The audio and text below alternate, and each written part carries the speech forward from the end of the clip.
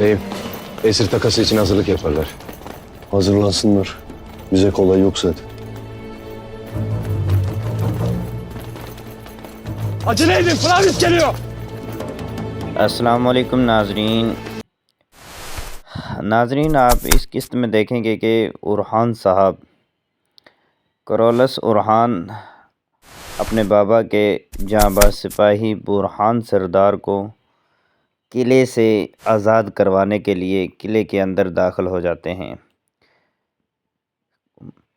जेर कुताई को उरहान साहब ने रिहाई के लिए दरवाज़े के बाहर कैदियों के तबादले के तौर पर बाहर भेजा होता है और उरहान साहब खुफिया तौर पर किले के अंदर दाखिल हो जाते हैं ताकि काफरों की चालों को उनके ऊपर उलट सकें।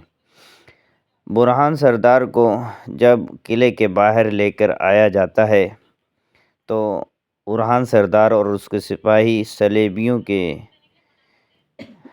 लिबास में उनके दरमियान होते हैं। आप देख सकते हैं कि उरहान सरदार कुफार के दरमियान में मौजूद हैं और जेर कुताई उनसे मुतालबा कर रहे हैं कि हमारे बुरहान सरदार को हमारे हवाले करें, लेकिन सलेबियों का किलेदार कहता है कि आप हमारे कैदियों को हमारे हवाले करें, इससे पहले हम आपको आपका बुरहान सरदार नहीं देंगे। जेर कुताई उससे बातें करते हैं कि पहले हमारे बुरहान सरदार को हमारे हवाले करें, इसके बाद ही हम आपके कैदियों को देंगे। तो जेर कुताई उरहान साहब और इनके सिपाही इनमें मौजूद होते हैं और किलेदार से बार बार कैदियों को हवालगी के मुतल्लिक़ बातें हो रही होती हैं। आप देखेंगे कि किलेदार बुरहान सरदार को आगे करते हैं और कहते हैं कि ए जेर कुताई, आप हमारे कैदियों को हमारे हवाले करें और हम आपके बुरहान सरदार को आपके हवाले करते हैं। आप देखेंगे कि पीछे उरहान सरदार और उसके सिपाही भी मौजूद होते हैं जो इन सलेबियों के दरमियान होते हैं। जेर कुताई कहते हैं अपने सिपाहियों से कि इन लोगों के सिपाहियों को कैदियों को सामने लेकर आएं और हम अपना बुरहान सरदार को इनसे वापस लेते हैं। किलेदार के कहने पर जेर कुताई कहता है कि ठीक है, हम अपना जो हमारे पास आपके कैदी हैं उनको हम आपके हवाले करते हैं और सिपाहियों से कहते हैं कि इनके कैदियों को लेकर आओ।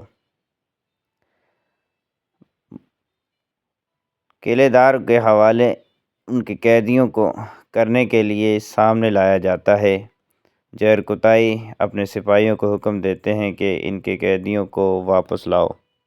जब उनको सामने लाया जाता है तो उनके हवाले करने का हुक्म जेर कुताई देता है कि सिपाहियों से कहता है कि इन सलेबियों के सिपाहियों को इन्हें वापस कर दिया जाए। किलेदार बहुत गौर से देखता है और उरहान सरदार भी जेर कुताई की तरफ देखते हैं।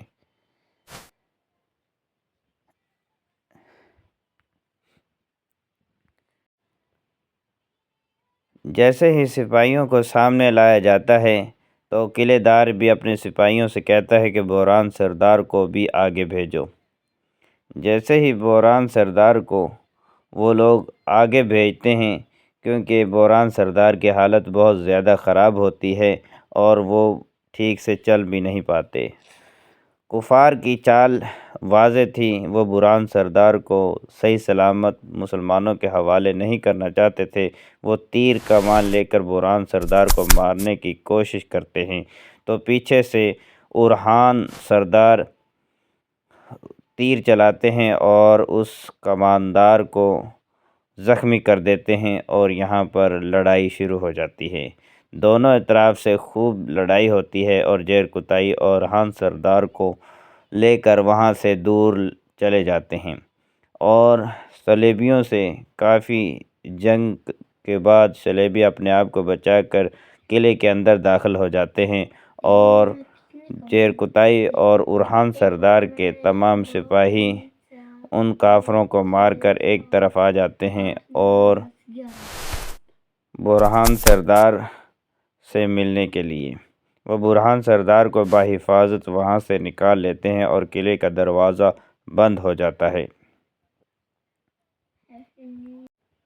قلعے دار کہتا ہے کہ اورحان ہم تجھے مار ڈالیں گے، لیکن اورحان سردار برابر ان کافروں کو قتل کیے جا رہے ہوتے ہیں، اور قلعے دار کے سپاہی قلعے دار کو پکڑ کر قلعے کے اندر لے جاتے ہیں، اور اورحان سردار اپنے ساتھیوں کے ساتھ وہاں سے دور آ جاتے ہیں اور برہان سردار کے پاس زیر کوتاہی برہان سردار کو گلے لگاتے ہیں اور ان کا حال چال پوچھتے ہیں، اور پھر دیکھتے ہیں کہ اورحان سردار بھی وہاں پر موجود ہیں، کیونکہ زیر کوتاہی کو پہلے معلوم نہیں ہوتا کہ اورحان سردار بھی یہاں پر موجود ہیں۔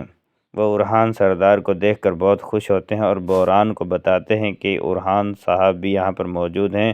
اورحان صاحب آگے بڑھتے ہیں اور برہان سردار سے گلے ملتے ہیں اور ان کا حال چال پوچھتے ہیں، اور اس کے بعد کہتے ہیں کہ اللہ کا شکر ہے کہ آپ بالکل ٹھیک ٹھاک ہیں، ہم نے کافروں کی چالیں ان کے اوپر الٹ دی ہیں، شکر ہے اللہ کا۔